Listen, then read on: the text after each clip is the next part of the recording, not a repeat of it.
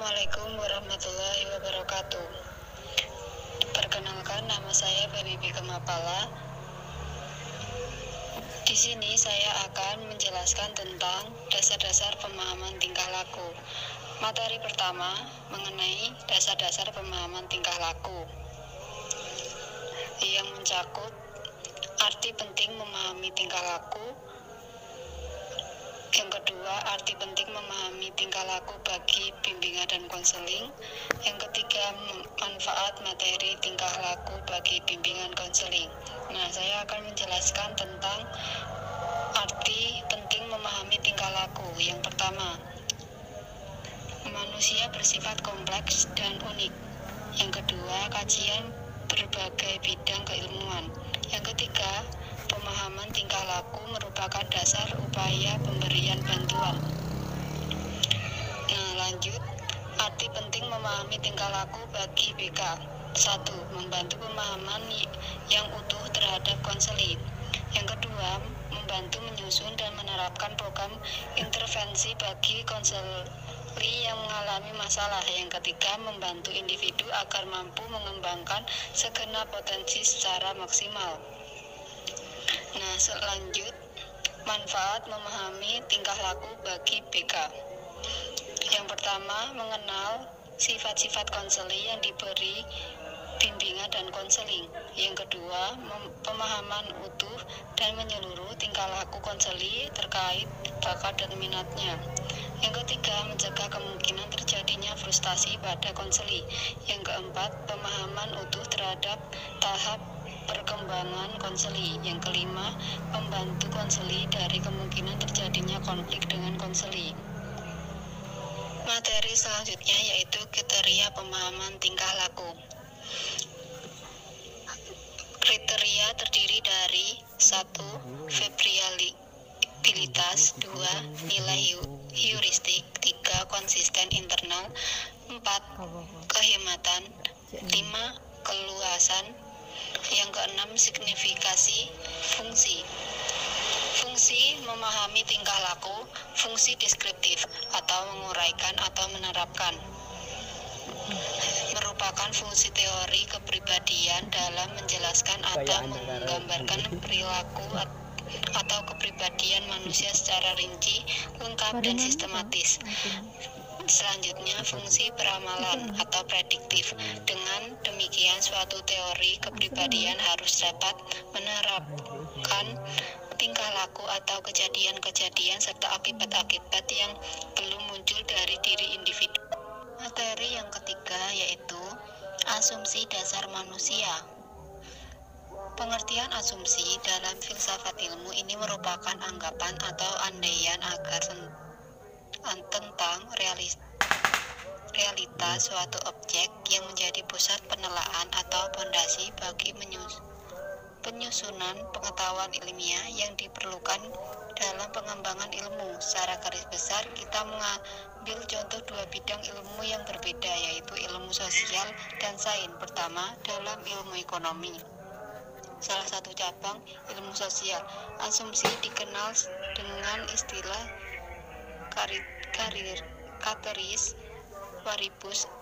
Istilah ini seringkali digunakan sebagai suatu asumsi yang menyederhanakan beragam formulasi dan deskripsi dari berbagai anggapan ekonomi. Anggapan-anggapan dasar tentang manusia yang mempengaruhi atau mewarnai teori kepribadian yaitu kebebasan, ketidakbebasan, rasionalitas, irasionalitas, holisme, elementalisme, konstitusionalisme, environmentalisme, dapat diketahui, tidak dapat diketahui, berubah dan tidak berubah. Materi yang keempat yaitu faktor penentu kepribadian manusia. Faktor penentu kepribadian menurut Sujanto mengatakan bahwa tumbuh dari dua kekuatan, yaitu kekuatan dari dalam yang sudah dibawa sejak lahir, berwujud benih, bibit, atau seringkali juga disebut dengan kemampuan-kemampuan dasar. Yang kedua, kemampuan dari luar atau faktor lingkungan. Herlock mengatakan bahwa penentu kepribadian yang mempunyai pengaruh terbesar bagi pola skala kepribadian. Adapun komponen dari inti kepribadian meliputi dari konsep diri, sifat, pengalaman awal, pengaruh budaya, ciri fisik, kondisi fisik, keberhasilan dan kegagalan, penerimaan sosial, pengaruh ke keluarga, dan tingkat penyesuaian. Terakhir yaitu penilaian kepribadian. Dibagi menjadi 3, yaitu penilaian kepribadian yang bersifat pra-ilmiah, yang kedua penilaian kepribadian yang lebih tinggi nilainya, yang terakhir penilaian kepribadian secara subjektif dan objektif.